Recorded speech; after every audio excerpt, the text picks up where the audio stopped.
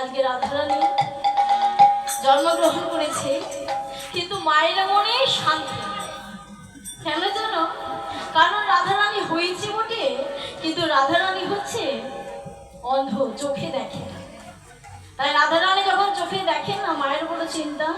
তাই যশোমতীকে একটা পত্র লিখছে, পত্র লিখছি আর নয়ন জল বুক ভেসে যাচ্ছে।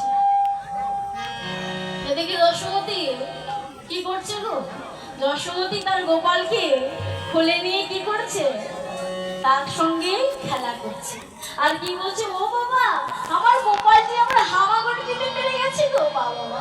হায় আমার কাছে আয় গোপাল, হায় আমার বুকে আয়। তাই কি করছে জানো? গোপালকে যেই না ধরে ফেলেছে, কি বলছে জানো?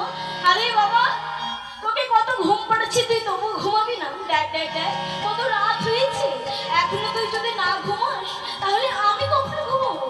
তাই ঘুমিয়ে পড় বাবা, ঘুমিয়ে পড়। তাই গোপালকে কোলে করে নিয়ে ঘুম পাড়াচ্ছে। কেমন ভাবে? হাই ঘুমা, হাই ঘুমা, হাই ঘুমা,